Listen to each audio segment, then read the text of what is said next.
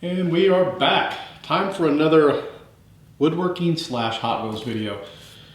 This will be an auction as well. So at the end of this video, below the video, actually in the description, I'll post an eBay link to the auction. And if you want it, go ahead and bid on it. So what we have here is a Hot Wheels book of stamps. I did not seek these out to purchase them. I just remember, I don't know, 5 or 6 years ago, I was at the post office getting some stamps, and you know, they're always trying to upsell you. Hey, you want a book of stamps? So I bought these Hot Wheels stamps, and I've had them sitting for a while in a book. Still a little curled up right there, but there's no creases. So I want to build a nice little frame and auction these off because I'm afraid I'm going to destroy them, or the kids are going to destroy them. Somebody's going to destroy them, and I know they're probably valuable to someone. So we're going to make a frame. We're going to make it out of some walnut. Now this is from another project that I actually cut the wrong sizes for. So we're going to repurpose it. Luckily this is going to be a small frame. This project was a rather large frame and I cut it too small. It happens. So let's get started. I will end up putting like a matte backer on this, so it'll be in an 8x10 frame, and there'll be a small border just to give it a little bit of depth. So let's begin. Okay, we are at the little DeWalt job site saw. Now if you've watched any of the previous videos, you may recall that I have a saw stop cabinet saw, big behemoth, 3 horsepower. I actually sold that. I sold a lot of the tools.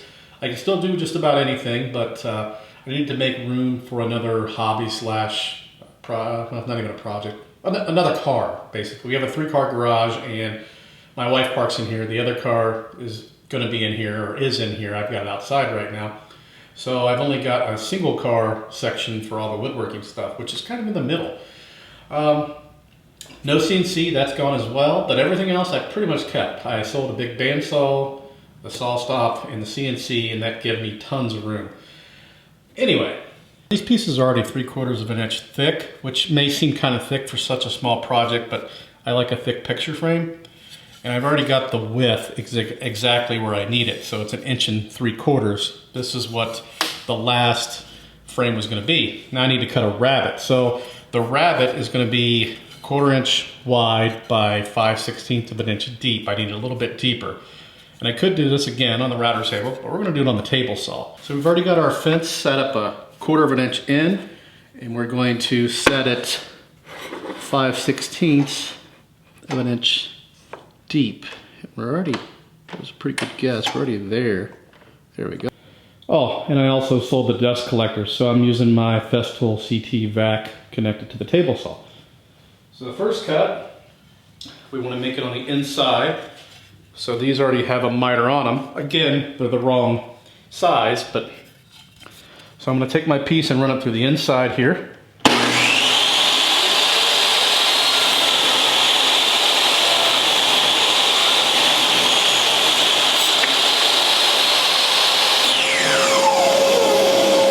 So there's our cut, and I'm going to flip it around.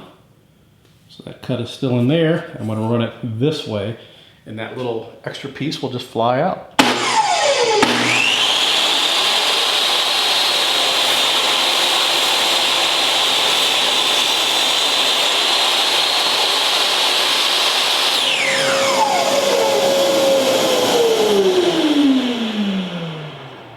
And there is our rabbit.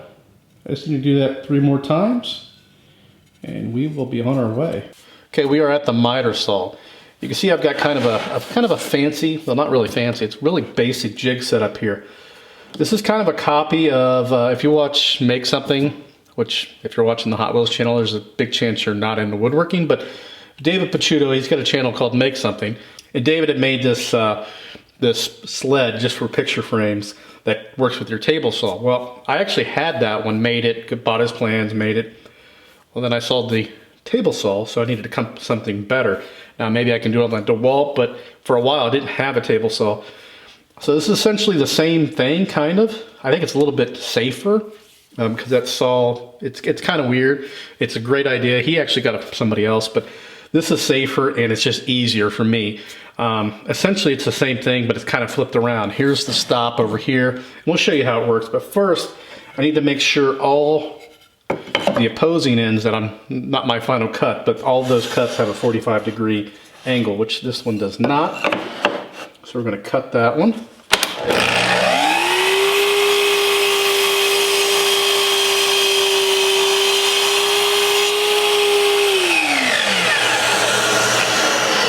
There we go. Now, so our long pieces are going to be 10. Well, we need 10 on the inside. This is what makes this jig just so ingenious. So, I've got this little stop block here, and we will show you firsthand here. So I'll show you how this works. So, don't pay attention to this clamp. That's just to hold the entire piece down. But here's our 10-inch mark. Our long piece of this frame is going to be 10 inches. Now, here's the stop. It's got a 45-degree angle. I'm going to go a little bit above 10 inches, so not quite 10 1/4, but close. And then I'll clamp it down so it's secure in place, it's not moving. And then I'll take my piece and butt it up against that. And the reason why this ruler makes sense is so that, and the way it works is the rabbet rests on top of the rule, and that gives you exact marks. So we're measuring 10 inches right here, not over here. If you measure 10 over here, you would end up with a picture frame that's too small. So we need the inside diameter. Now you could do this with figuring out some math. This just makes it so much easier. So here's our first 10-inch piece. Butt it up against there. Make sure everything's square.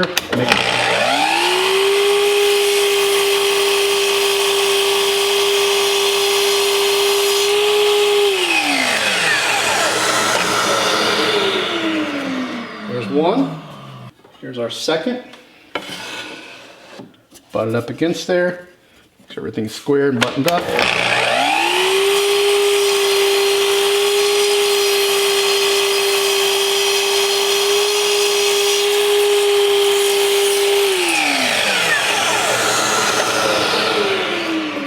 There's our second one. And these are the exact same length. Now we just got to do the short pieces, and those are 8 inches. So we will readjust our clamp.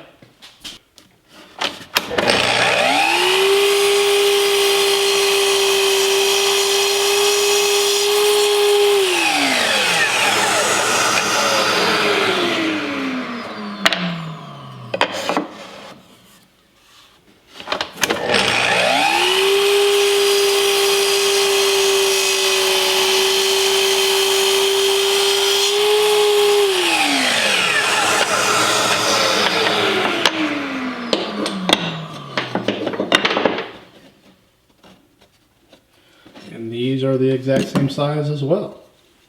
Okay, we've got our jig kind of set up here.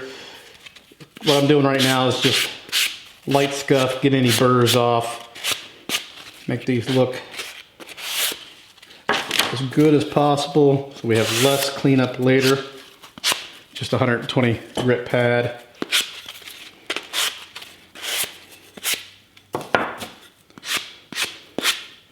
Now normally I would use wood glue, but today I'm going to actually use hide glue.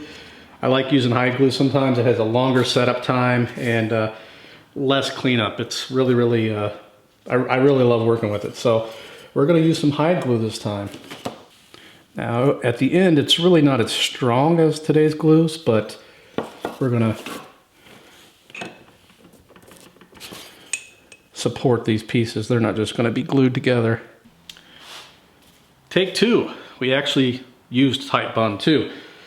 The reason being is that hide glue is about 2 or 3 months old, and typically you can't keep hide glue that long, but I always put it in a mason jar and then I put it in the freezer, and when I'm going to use it again I heat it up, so on and so forth.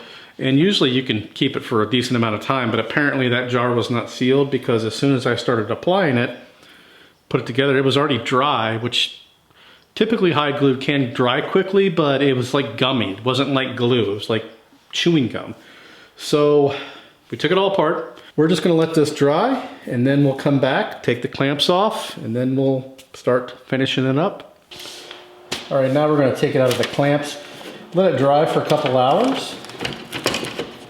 And then we'll give it a sand. And we're getting close to being done.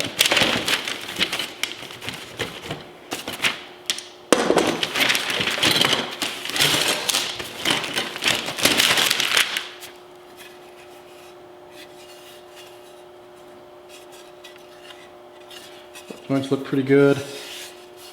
Everything's nice and flat. A little bit of sanding needs to be done there, but should look pretty good. Let's get the sanding. We're going to sand it with 120, and then we will work our way up to 220.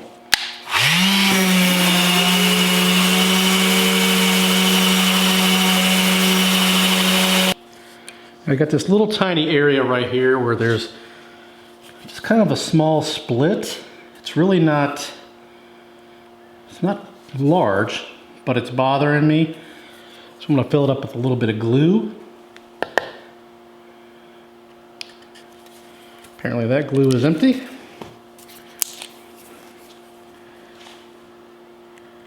We're going to dab some glue in there. And then we're going to take some sawdust.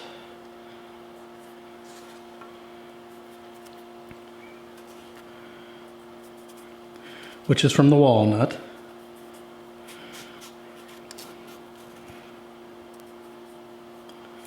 Rub it in there.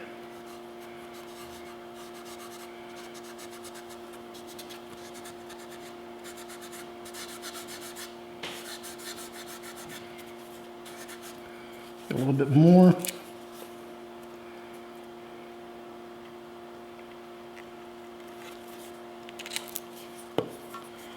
A little bit more dust too. Just taking a piece of the walnut and just making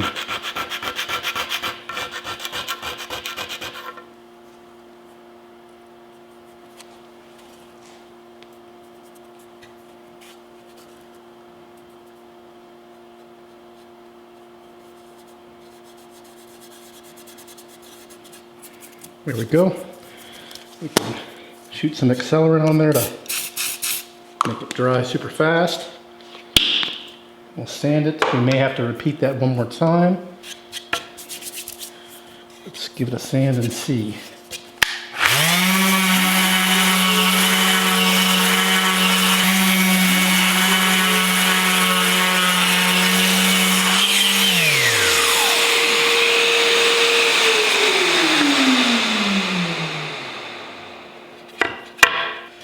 Now you might think that the glue alone is good enough to keep this picture frame together, which it may or may not be, but there are a variety of different ways you can reinforce this. I've got a tool that puts a little V-nail in there. You could do plugs, but for this one we're going to do splines. And the reason why is I'm going to give it a contrasting, it's going to be a maple spline, and essentially I'm just cutting an 1/8 inch wide slot and with the table saw. And we will use those to reinforce each miter. Essentially, this is just like a box that slides back and forth, and it will cut a slot in each of those miters. So let's get started.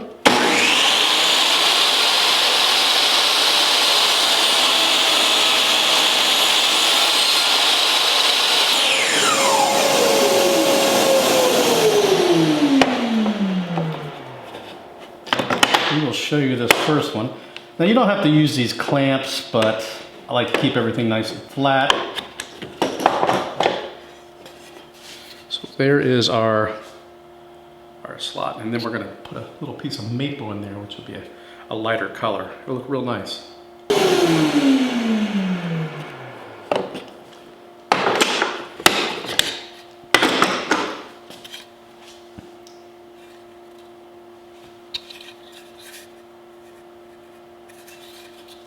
So I thought I was recording for the last 20 minutes. We've got the splines in. You can see I've got all kinds of glue in there. I kind of go overboard with the glue. And the reason being is not too long ago I had a failure. Not on a picture frame, but on a cutting board. So I had a big long story. I was talking about all kinds of things. It was great, you know, whatever. Talking to myself basically, or the camera for now, but you guys eventually. We're gonna let that dry. And then we're gonna come back and finish sanding. We're almost done. We gotta do a few little things and apply some finish, and then be ready to send this baby off for auction. Okay, we've got the splines nice and sanded. Everything's back down to 120. We still have not completed our final sand yet. Before I do so, I want to go ahead and mount the actual hangers. I'm just going to put one. This is long ways right here. We're just going to put it right in the middle. The reason why I'm doing this right now is I don't want to damage the finish later on. So 13 inches total, so we need to put 6.5, or roughly 6.5. Should be right in the center. So I'm going to go ahead and just, you could obviously mark this with a pencil, but I am just going to do it by eye.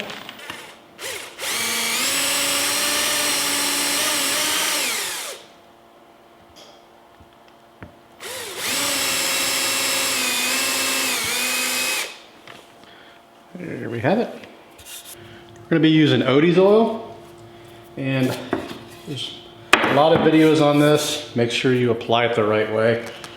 See, some people apply it with a buffer. Really, you gotta take a Scotch-Brite and you've got to rub it in there.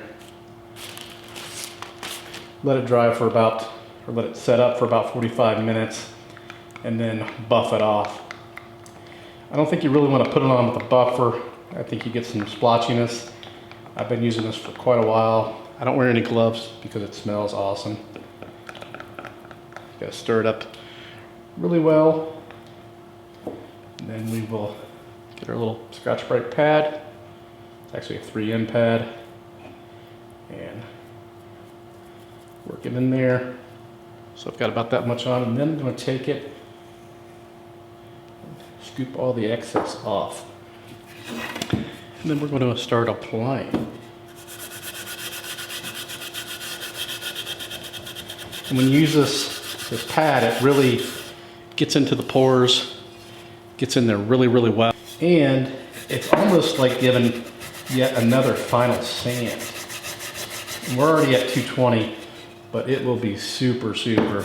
Once we buff it, it'll be super smooth. And I've barely got any on this. I mean, I've had this jar for 1.5 years, and I use it on almost everything.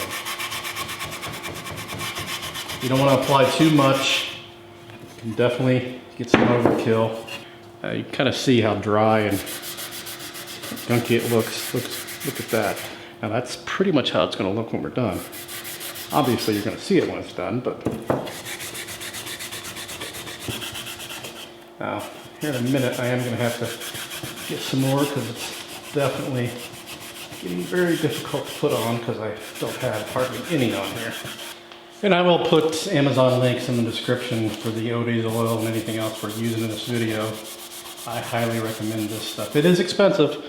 It's 44, 45 bucks for a small jar, but I probably use this on 30, 40 projects, and I still have more than half of it left. So all that good stuff, and this will be ready to go. Smells great. It's messy though. Forewarned. All right, it's been about 45 minutes, so we're gonna go ahead and start buffing this off. And when you're rubbing it, you'll notice it's sticky, kind of sticky, gooey, before you actually wipe it off. Once you wipe it off, it's really smooth. It's a really nice finish. First thing we're gonna install is our glass. It's in there nice and perfect. Then we've got our mat. Put that in place. This is our actual piece. Now I'm going to center this up. I'm going to use some tape here. This is acid-free tape for pictures, so this will not damage the print, or in this case the stamps.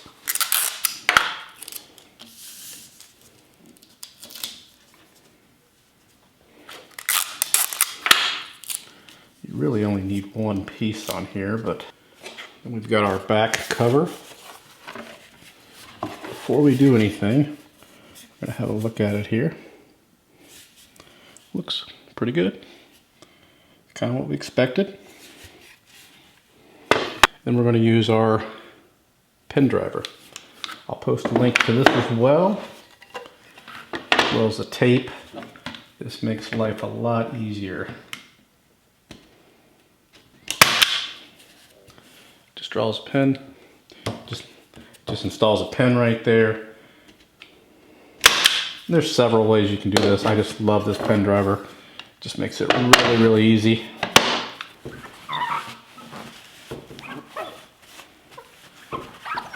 We'll go ahead and hang this on the wall so you can get an idea what it looks like.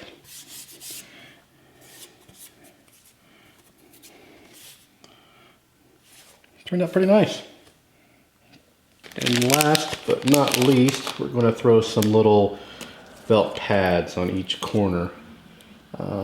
I like to do this just so it doesn't scratch up the wall, and if you have a shaky wall, it doesn't vibrate. There we go. Now let's go hang it up. All right, here it is, just hanging in the garage. I think this will look excellent in somebody's man cave. And I think that'll be just about enough on this video. Again, be sure to check out the description below the video. I'll have links to everything we used. Also, be sure to check out the links for the eBay auctions. We will have this and some other goodies. Got a couple of Hot Wheels I'm going to put on there. Actually some custom builds from Roadkill. Maybe a few others. And then we will also have lots of models on there. Got a model collection. I'm kind of thinning the herd. All brand new, sealed in the box. So check those out as well. And as always, thanks for watching.